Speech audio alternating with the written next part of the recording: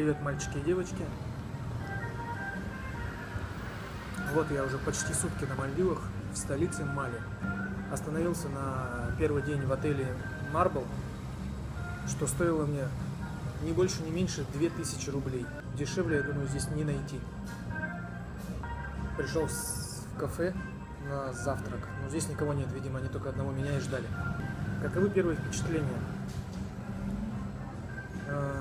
Очень мусульманская страна. Когда я вышел на берег Мали, первое, что бросилось в глаза, одни мужики. Очень много мужиков, женщин я видел почему-то мало. Видимо, все домохозяйки сидят дома, готовят кушать и обслуживают детей. Мали — это небольшой островок, примерно километр на 1,5, который почему-то весь строится. Вчера, когда я искал свой отель, я обошел практически половину острова, и где бы я в какие переулки не заходил, везде идет какая-то стройка. То они ремонтируют, то переделывают, то заново строят, непонятно. Много каких-то пустующих то ли зданий, то ли отелей, то ли домов, не знаю. Очень много магазинов строительных материалов. Возле пирса, где нас высадили с аэропорта, там небольшой такой рыбацкий рынок, где продают охрененных больших рыб, которых я никогда в жизни не видел.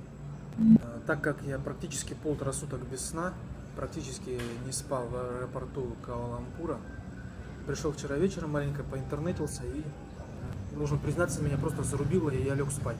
Проснулся в 7 утра по местному, и вот я здесь сейчас забронировал вечером гестхаус на острове Тулузду. Это 1,5 часа на пароме, отсюда стоит $2.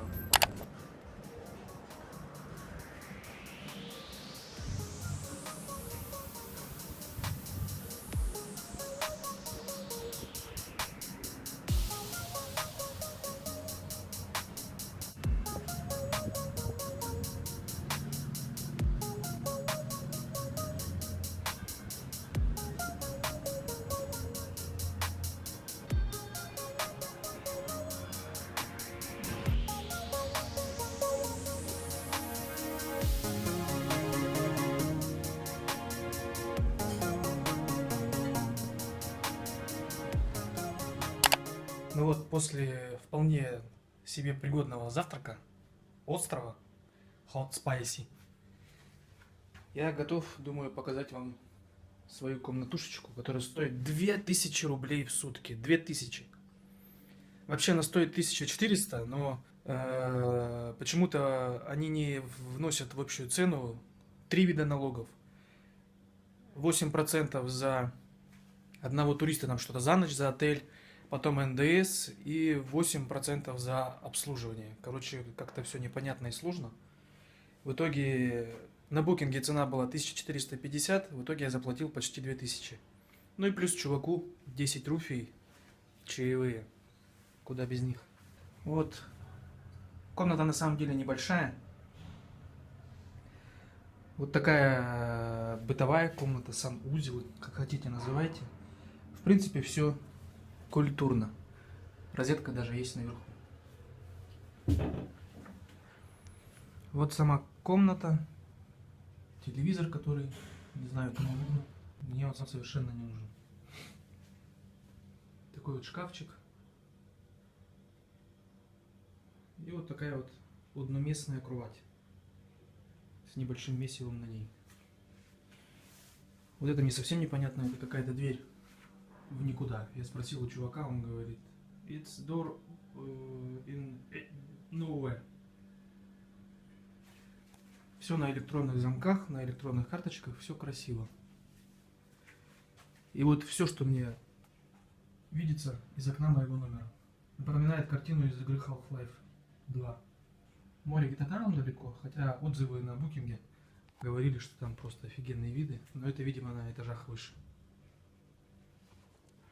Как-то так. Сейчас я пойду маленько погуляю по острову, может быть, найду что-нибудь интересное. Обязательно сниму и покажу. Паром у меня сегодня в 15:30 на остров Тулузду.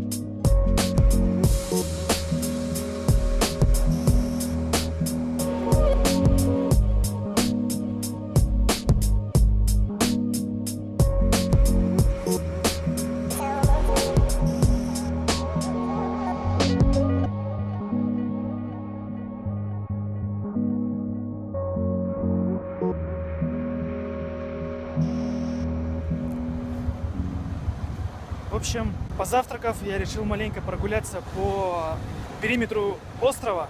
Сейчас я миновал такую промышленную часть, порт, где много-много всяких лодок, катеров, корабликов.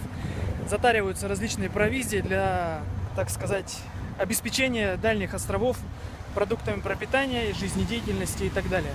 В общем, мое первое впечатление о Мальдивах громко, наверное, сказано, о их столице Мали. Сама столица — это более такой промышленный район всей страны, куда съезжаются со всех районов для закупки провизии.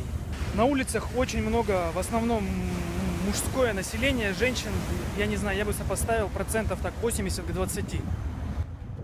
Видимо, все-таки женщины сидят дома, бдят хозяйство. Береговая линия, ну, наверное, многие видите, да?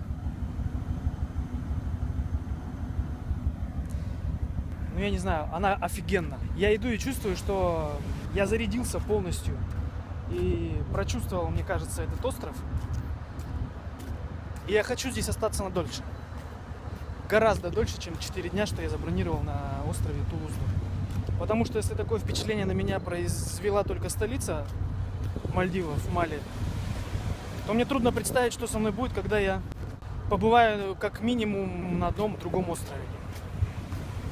Я думаю, мой мозг взорвется, тем более, что я очень давно, как сказать, брежу, наверное, этой страной. Я сюда хотел попасть, наверное, года 2 минимум. И наконец-то мечта сбылась, чему я не могу не радоваться. Вы просто посмотрите, какие виды, какое море. Даже на пирсе, где промышленный район, где дофига лодок, там вода настолько чистая, что видно всех рыбок, что там плавают, и крабиков, и медузы. И, в общем, я в неком шоке, наверное. Идем дальше.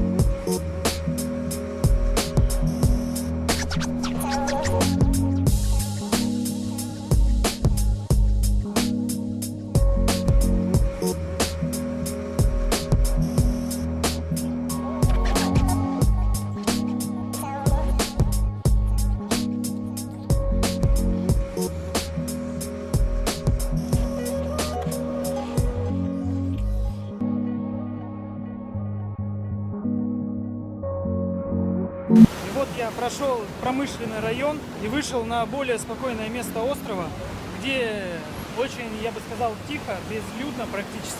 Активности никакой не вижу вообще. Так, пара прогуливающихся по берегу людей и местные на мотоциклах, разъезжающие по своим делам. Должен признать, эта часть города мне нравится гораздо больше.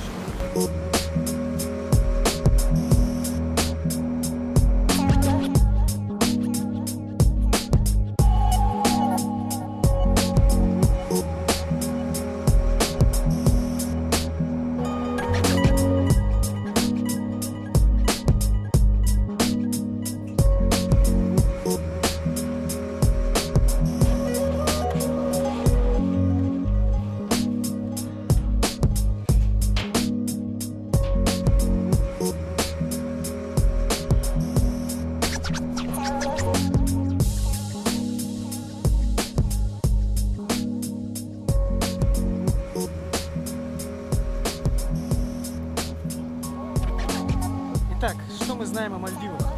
Мальдивы — это полностью островное государство, 100% мусульманское, находящееся на сколько-то там тысячах тоже различных островов, атоллов и так далее. Сейчас вы слышите звук самолетов, это аэропорт на острове Фулуле. Искусственно выстроенный аэропорт с которого нужно плыть до столицы Мали на пароме. Стоимость переправы стоит примерно 40 рублей русских. Или 20 мальдивских руфиев. Смотрите, какой забавный дом. Наклонистый. Видимо, представитель местной архитектуры, но хотя это единственное здание в таком виде. Также Мальдивы сами по себе очень дорогое государство, очень дорогие курорты. Допустим, чтобы добраться до удаленного атолла с каким-нибудь даже самым дешевым гестхаусом или отелем, возможно туда добраться тремя способами. Обычным государственным общественным паромом или так называемый ферри, скоростной лодке и гидроплане. Как вы понимаете, самое дорогое это гидроплан и скоростная лодка. Но бывают даже случаи, когда на скоростной лодке стоимость на $50 дороже, чем на гидроплане. В среднем, чтобы заказать трансфер от аэропорта до отеля, до отдаленного отеля, понадобится примерно $300-350 в одну сторону на одного человека. Согласитесь, приятное удовольствие, но весьма экспенсив. Зато пролетев 30-45 минут на гидроплане, я думаю, вы испытаете бурю эмоций. Но, блин, мне кажется, это слишком дорого. Ну, хотя все люди разные, и достаток, соответственно, у всех разный.